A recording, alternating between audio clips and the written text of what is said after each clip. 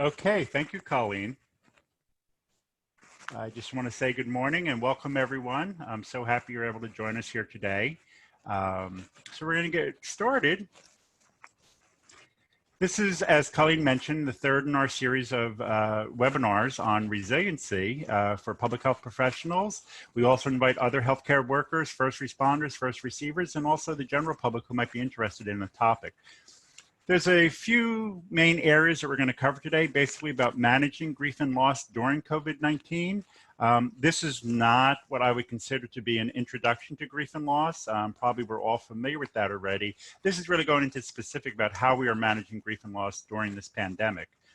It's going to cover information that we can use to help ourselves, but also helping each other, including our families during these very difficult times. And there'll be resources to share with you also for supporting families, for either you yourself personally or professionally with the families that you're working with. As we know, we're dealing with a very, very difficult time right now, and there's a lot of uncertainty that we're experiencing, both personally and professionally. And basically, if we define this time, it's very chaotic. It's also being referred to as a very traumatic experience. Anytime we have this type of shutdown in our daily activities, our outreach to others, our working with others, our ability to move around our communities, it creates a lot of uncertainty for us. And we are learning how we can change with all these difficulties and better meet our own needs and also our concerns for the public. As we begin today, what I'd like to do is something that I do with each of our webinars is I just want to begin with a little brief breathing exercise to kind of center us. I know we're coming in, we're on webinars, we're at home, we're on our computers, we're on our phones, trying to view this or trying to keep up with other activities. So I'm just going to ask you to just take a moment and just take in a deep breath. Just breathe in and breathe out. It helps sometimes to keep your feet firmly on the ground. If you sit back in your chair with your hands open, your hands resting in your lap with your palms open, it just kind of helps to keep our whole system open as we breathe in and breathe out. Just allow your body to find its natural rhythm of breathing. And this time as you breathe in, I want you to imagine you're breathing in all positive energy that's around you, the positive support that you have in your life, the love that you feel from others. Just kind of breathe that in. Keep breathing, breathe in, breathe out. And as you exhale, see if you can visualize exhaling any stressors you might be feeling, any worry or concern you currently have. Just imagine as if you exhale, it can leave your body. Take another deep breath. Breathe in that positive energy that's out there. Exhale. Breathe in. Okay, just relax. Okay, we're going to begin. I like to begin with this quote that we get from Vicki Harrison, who's a bereavement specialist.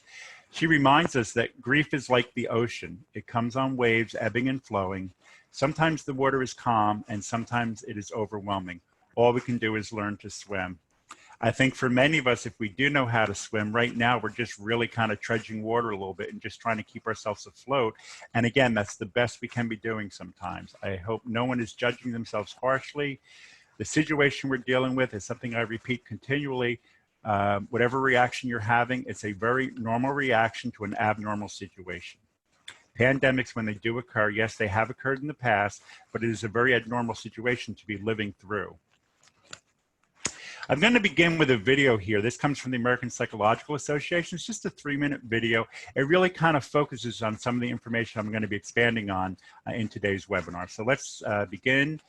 If you have any problem seeing or hearing the video, there is a link at the end, and we're also, Melanie is going to be sending out, and Colleen will be sending out a handout to you that has the links to the videos. I'm showing 2 videos, and I have a whole list of resources. So you'll be receiving that if you have any problem right now watching or hearing. The COVID-19 pandemic is not only a medical crisis, but a psychological one. Along with the collective anxiety, stress, and sadness comes collective loss and sorrow. Loss can shake our senses of self. Many of us will have to cope with the loss of loved ones in the midst of this pandemic. Many are also grieving their sense of safety, of social connection, of financial security.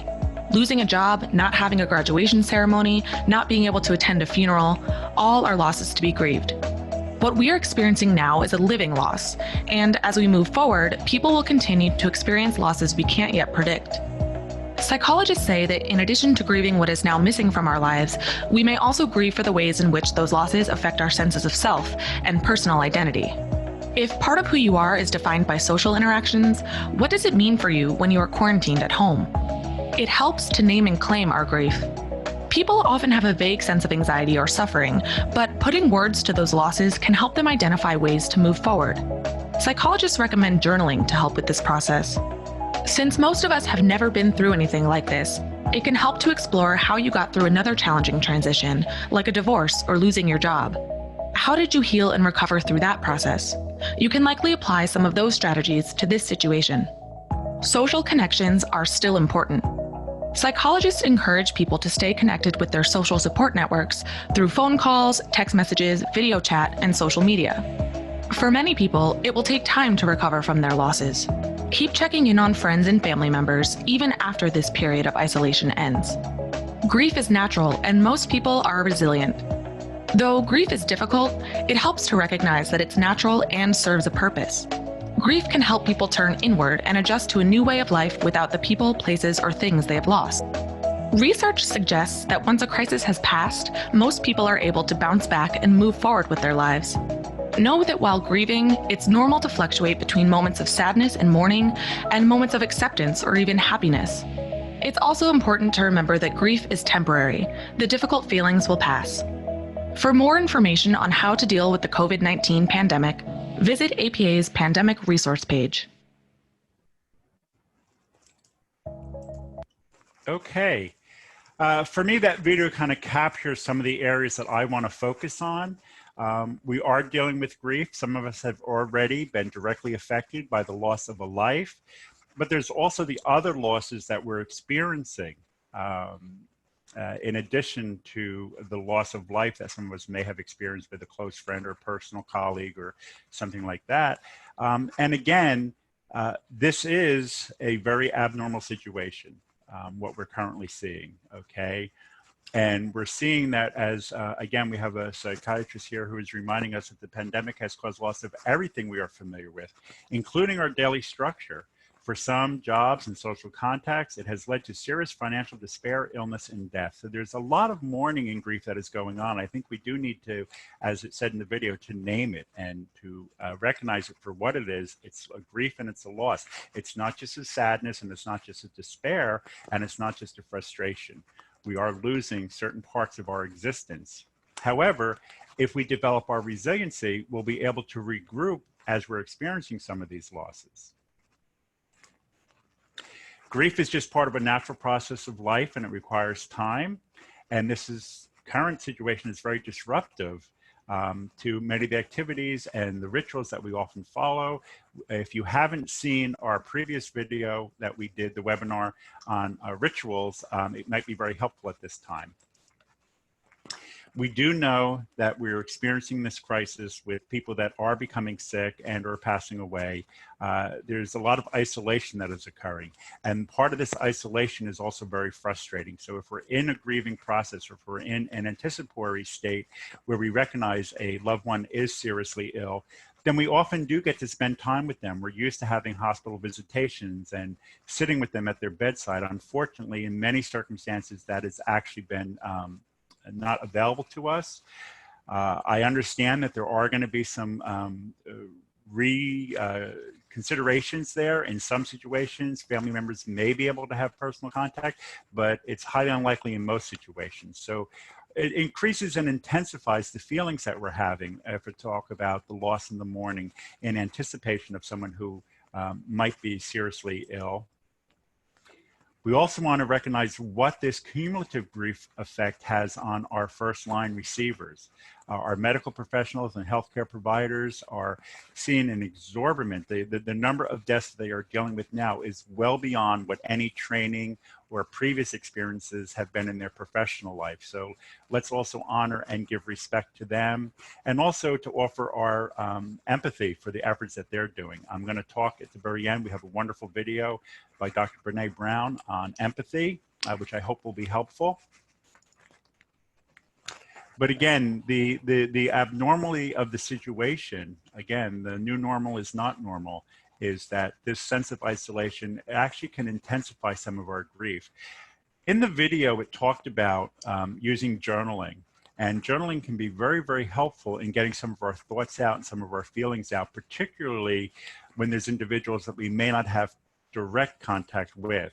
So writing a letter, reading a letter, acknowledging just some of your thoughts and feelings and writing them down and sharing them, whether you share them with the person directly or share them with someone that you feel comfortable with, can be very, very helpful at this time. You know, so many times in our culture here that we recognize that when we are in a period of grief or if we're anticipating a loss, we really do rely on our social support and our social connections. And currently with the pandemic, that's being diminished also. So we have to figure out new ways to, again, maintain some of the rituals that we have, but also that sense of connectiveness. I remind people all the time that even though we are referring to it as social distancing, what we really mean is physical distancing. So anyone that's experiencing a grief or a loss or whatever other emotional state they're having, just maintaining a social connection is very, very important. Everyone's going to grieve differently. There is really no one way to grieve or to mourn a loss. We each have our own reaction to it.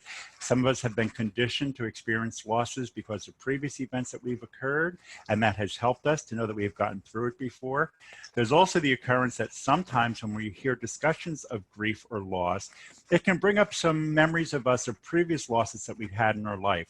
I always just want to pause here and remind individuals that are listening or watching that if anything that you're hearing today in this webinar or throughout this whole pandemic triggers any other strong emotional thoughts for you about previous griefs or losses that you have had, or any anxiety or fear about something that you might anticipate becoming as far as a loss, make sure you connect with somebody, keep your social support, and there's also professional help that's available if you do need it. And we'll be sharing that towards the end of the presentation. So one of the things that I feel is important, and many other who specialize in bereavement, is that learning how to express our grief is important. There's many different rituals that we often use to help us to rely on expressing our grief. And what we're dealing with now in COVID-19 is a lot of restrictions on some of the more traditional methods that we do have. But in each of those methods, we can learn from them what we do, which many times includes our visual sense, and there's other ways we can keep that connection, you know, telling stories, listening to music, creating art, memorials, doing something symbolically ritual, lighting a candle, can all be significant to help us connect to our grief and in a way to express it and share it. Our faith communities have actually been, I think, pretty resourceful in the ways that they are able to establish new ways of helping us to grieve, particularly when there is a death. And as I mentioned before, you know, we're seeing so many different changes that we're dealing with, and this is not normal for us. But our reactions is a very normal reaction to a very abnormal situation. While there are restrictions to how many people might come to a gravesite, and we see a priest here who is administering last rites through the window of a nursing home. The nurses were able to set up a phone, and you know, the family member, it was more for the comfort of the family members to know that a religious practice that was important to them was still being honored during this difficult time. Going back to the ways we might create a memorial that might help us in our grief and our loss, there are some simple ways that can be done. People are creating memorials and shrines in their home, just lighting candles, doing a ceremony of candle lighting with friends, telling a story, sharing stories. We also have, now that we're relying, because of the physical distancing, that we're using much more of the social medias that are out there. So there's a number of resources that we do have that can help us during this time. The important thing I remind others is that remember also that children are being affected and children can also be included in this process. These are some of the tools that are available online. I'm just sharing them with you as a source of information. I'm not highlighting any one particularly to be more beneficial than others. It's up to the individual. Remember, no, we all don't grieve the same way. So sharing things on a social media platform might seem unusual to some. There are some that are much more general open. There are some that are forums where people can have discussion with each other as far as a group. There are other sites that you can just post a memorial as a remembrance of your loved one. More active, involved sites where other people can also share their thoughts and comments. It's up to the individuals and the families that are directly involved as to how they wish to share this in the online media. But the important thing is to know that there are several different options available for you. And for many people, it is a substitution for what is normally part of our, whether we visit with a family during a time of grief, whether there's a wake or whether someone is sitting Shiva. There's different ways that we can still connect in keeping our physical distance. Another action that some people like to do as they memorialize someone is to create a living memorial. And definitely we can use nature to do this. I love this quote from the Arbor Day founder, J. Sterling Morton. "If you seek my monument, look around you." So planting something special in your yard or actually commemorating something at a park or even at a workplace might be a nice way to memorialize someone. There are some other options here, and I want to talk now specifically about helping children during these difficult times. So this comes from the National Child Traumatic Stress Network. I've included their hyperlink here so you can get a little bit more information. They have several different fact sheets that are available that kind of help you kind of bullet it. And I'm just kind of highlighting some of the information that they share here. These are some of the suggestions. This is not the complete list, but this is some of the highlighted ones that I want to acknowledge that in working with children and how to help them and remind them that it's okay, whatever their emotions are, be it happy, sad, angry, hurt, lonely, etc., to help them to understand, and that also that we all do get upset.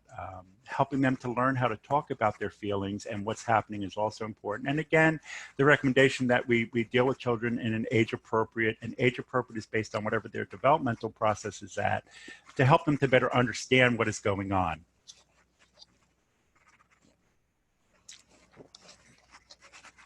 I do believe, and many times grief specialists will tell us, that it's important for children to do, that we do share some information with them that they can understand, okay?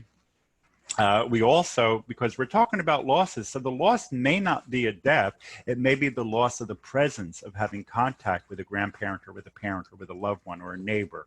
And we can remind children that people do get better also. We are seeing more people coming out of the hospital, so that can be reassuring to children also.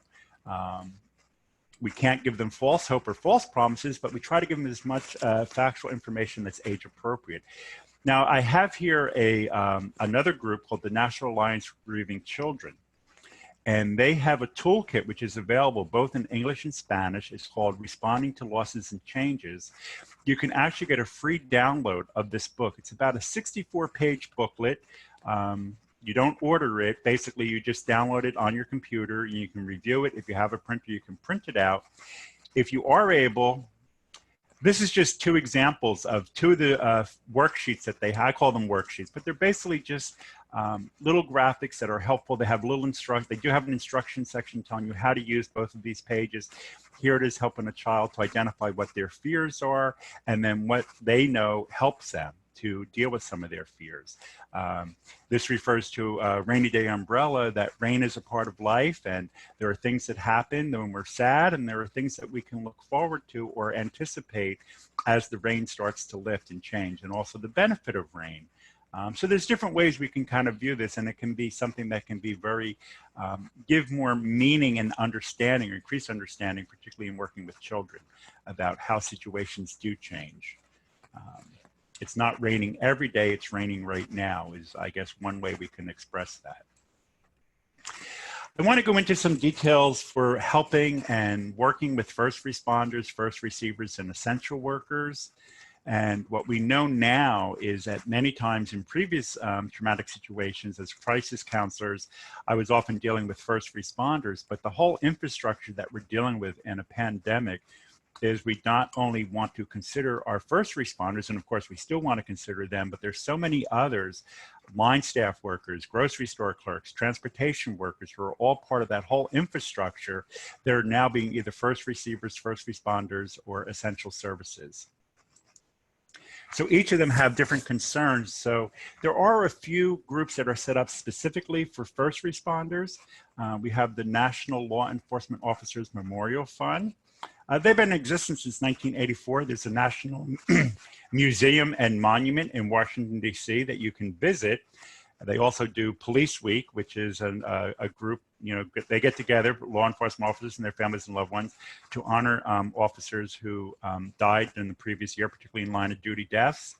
However, they do have a online light a virtual candle where you can create a memorial, or you can also, if it's not a family member or someone that you're close with, there might be someone in your community that you heard of, an officer that has lost their life to COVID-19 or any other line of duty death. And you can go to the website and you can put in their name, and there's probably going to be a picture of them and some honorary tributes to them, which you can add your comments. And of course, you can also make donations, which goes to the family fund. There is something similar for our fallen firefighters. The National Fallen Firefighters Foundation also they have a memorial that people can visit right now. You can do a lot more available virtually, and also finding out how you might support families of fallen firefighters. So it's called firehero.org. Now, for children of first responders, I think there's an additional stress factors that comes up for them, both for the parents and also for the children. And when I talk about the first responders, I'm also talking about the first receivers. Many of our healthcare professionals, our public health professionals, are spending time out of the house.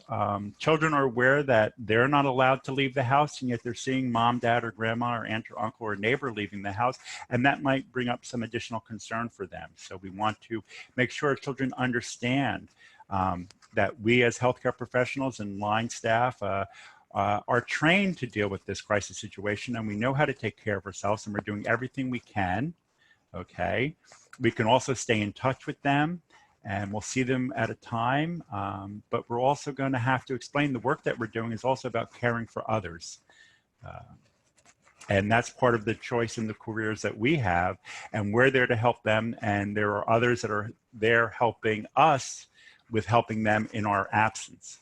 So it's kind of part of that cycle of life, helping people, and particularly young children, to recognize that they're not going to be totally alone. There are people that are there helping them, particularly if a parent or family member is out of the house attending to their professional duties. Now, there are times that we do know that probably the illness is more serious. It's anticipation the person might not be going to be able to pull through that. So we want to do, again, use appropriate language to explain to the child at age appropriate what they can do, what's going on, okay? If the child is experiencing a loss for a parent or a family member, let them know that even though they're not able to visit with the family member, there are healthcare workers that are there to make sure the person is not alone, and they're doing everything they can. And that there are ways that people can send messages remotely. I think that's really important. The other important thing is that children also, even during this difficult time, do need to have a rather consistent routine. That's not to say there can't be little breaches in the routine that might be beneficial, occasionally maybe staying up a little bit later, spending a little bit more time playing a video game. That's normal. We all look for little escapes sometimes, but the basic routines of, you know, bedtime and schoolwork and meals and everything else, and even attending to household errands and chores is really important for a child to see that life continues on and we have to keep our consistent efforts going forward.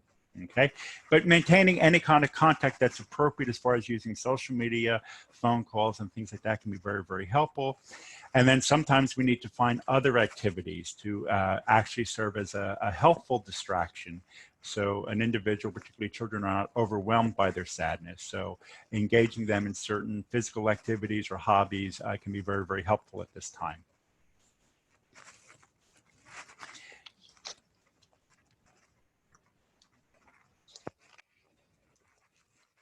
There's another side of this situation that we're dealing with now is also that for many of us, we are seeing the death of coworkers or anticipating concern about the loss and death of a coworker. And if you have experienced that already, or if you're anticipating that occurring, there are some suggestions in working with the death of a coworker. Again, slightly different than a loved one or a family member or a relative, but it is a significant relationship.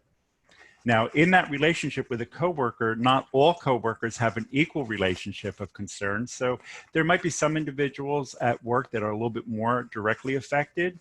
Others might have a sense of sadness, but they might not feel as directly connected. So you want to respect the differences that each of us may have when we hear of the loss of a coworker. Also, you want to respect your coworker's privacy. There are some individuals that may choose not to discuss, and there may be some families that choose not to discuss details of a coworker's death with extensive details with the workplace environment. But as far as how we share and interact with each other, sometimes just remembering that it's just good to be there as a listener. You don't have any responsibility to try to fix the person or fix your coworkers, but just let them know that if they do have something they want to share or talk about, you are available. When we talk about talking about it, okay, again, just a reminder not to assume that everyone's going to process the grief and the loss the same way. Some may want to talk, some may not want to talk. Don't be afraid to ask a coworker how they're feeling and ask them if they would like to talk, but also you can ask them if this is a time to talk, because somebody might be in the middle of actually doing a work project. Even though they're working at home, they're working online. We don't know what's happening in their home environment as far as them managing the household. So they might not be in a place where they really want to open up vulnerably and talk about the death that just occurred among a coworker. So just having that mutual support for each other, but also having the mutual respect of time and place of when some of these conversations are set up. And there are also times that groups do organize, and a workplace might organize together to do a simple just remembrance for a coworker. Okay. So speaking with your coworkers about the way to formally and informally grieve together is helpful. No one should be forced to participate. However, people should be welcome to share or to be there for an online support or for any other type of support. And also some might benefit from contacting their employee assistance professional. EAPs can be very, very helpful to deal with workplace issues, including grief and losses that occur with an EAP. That can also be for any stress or the other losses, not the loss of life, but the other losses we're experiencing during the pandemic. EAPs can also be very beneficial about anything that pertains to our work life and or our personal life. The important thing to remember is to just give yourself permission. Okay. You want to make time make sure that you take time to engage in stress reducing activities, getting the support you need, and also getting enough sleep. When we talk about getting sleep, we also talk about getting enough exercise, nutrition, just balancing. We've talked about that in other webinars, just learning and remembering to maintain that balance so we can maintain our resiliency. When we experience a loss, that's a time when we need to use the skills that we have developed in our resiliency, so they're there for us to rely on. We're going to be closing soon. I just want to add another video. This is from a Dr. Brene Brown, and she talks about empathy and how to give support. And in this brief video, she's explaining the difference between offering empathy and offering sympathy. There's nothing wrong with sympathy, but sometimes when we hear of the loss or someone else experiencing a loss, we become at a loss for words. And I think this is a nice video to just kind of capture how we can express to others. So what is empathy, and why is it very different than sympathy? Empathy fuels connection. Sympathy drives disconnection. Empathy, it's very interesting. Teresa Wiseman is a nursing scholar who studied professions, very diverse professions where empathy is relevant, and came up with 4 qualities of empathy: perspective taking, the ability to take the perspective of another person or recognize their perspective as their truth, staying out of judgment, not easy when you enjoy it as much as most of us do, recognizing emotion in other people and then communicating that. Empathy is feeling with people. And to me, I always think of empathy as this kind of sacred space when someone's kind of in a deep hole and they shout out from the bottom and they say, I'm stuck, it's dark, I'm overwhelmed. And then we look and we say, hey, you climb down. I know what it's like down here, and you're not alone. Sympathy is, ooh, it's bad, no, you want a sandwich? Empathy is a choice, and it's a vulnerable choice, because in order to connect with you, I have to connect with myself that knows that feeling. Rarely, if ever, does an empathic response begin with "at least." And we do it all the time, because you know what? Someone just shared something with us that's incredibly painful, and we're trying to silver lining it. I don't think that's a verb, but I'm using it as one. We're trying to put the silver lining around it. So, I had a miscarriage. Oh, at least you know you can get pregnant. I think my marriage is falling apart. At least you have a marriage. John's getting kicked out of school. At least Sarah is an A student. But one of the things we do sometimes in the face of very difficult conversations is we try to make things better. If I share something with you that's very difficult, I'd rather you say, I don't even know what to say right now, I'm just so glad you told me. Because the truth is, rarely can a response make something better. What makes something better is connection.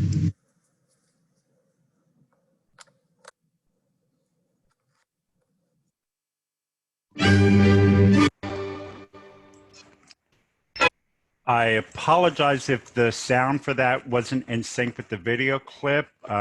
We tested it several different times. It might have had a different viewing this time. But anyway, you do have the link to the video. If you're not familiar with Dr. Brene Brown, wonderful, wonderful, compassionate clinician. And I was happy that I was able to introduce this to you. Please, you can look for her online, or you can just kind of follow the clip. Okay, there's other ways that we can virtually make a connection with people. And again, these are just several different resources that we have worked to identify for you that can give you some information or ways to hold virtual funerals, virtual memorials.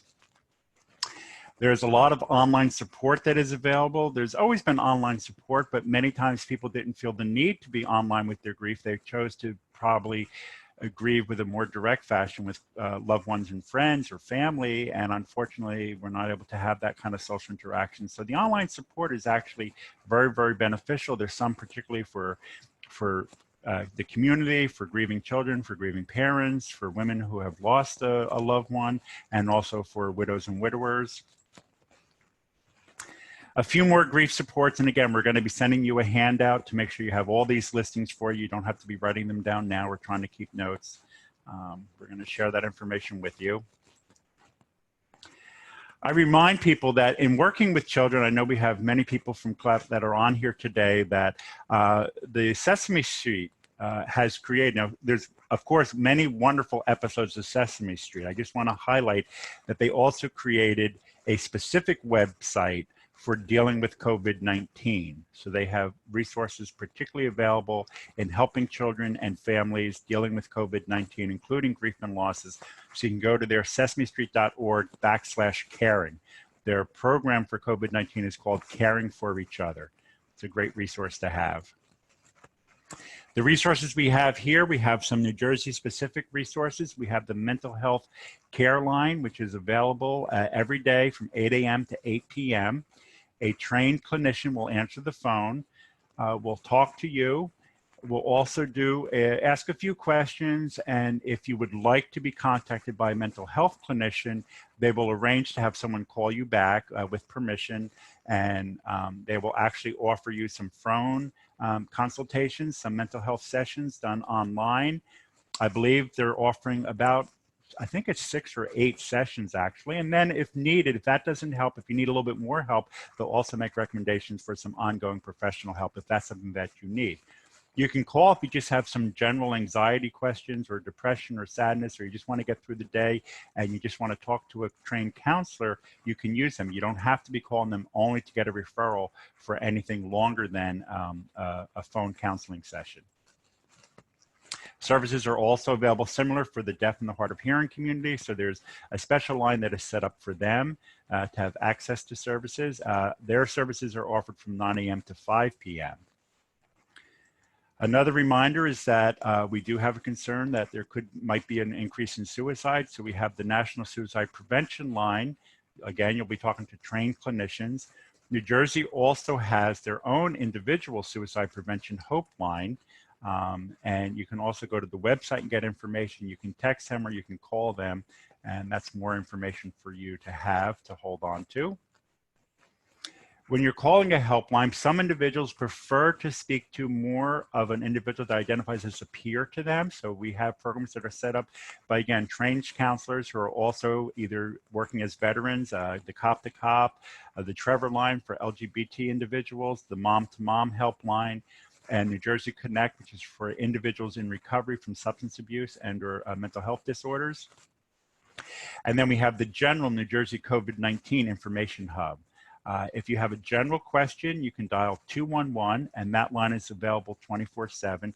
Or if you have a medical question, sometimes our anxiety is related to an uncertainty around some of the medical concerns that we have. So you can call and ask about physical medical questions by calling their helpline also, which is the 800-962-1253. Okay, well, that's the information we're sharing with you right now. And again, we'll be sending you some resources. I just want to close with giving a thank you to everyone who participates today, and also everyone who is a receiver, a responder, someone who is protecting or helping with childcare or providing childcare services in their home or in a group home setting. To everyone who is essential service, to everyone that is working together as a community, I want to offer a thank you. Without being a cliche, I do remind people, this too shall pass. We will get through this. We need to sometimes also remember in our resiliency, the sources and the places of comfort that we have.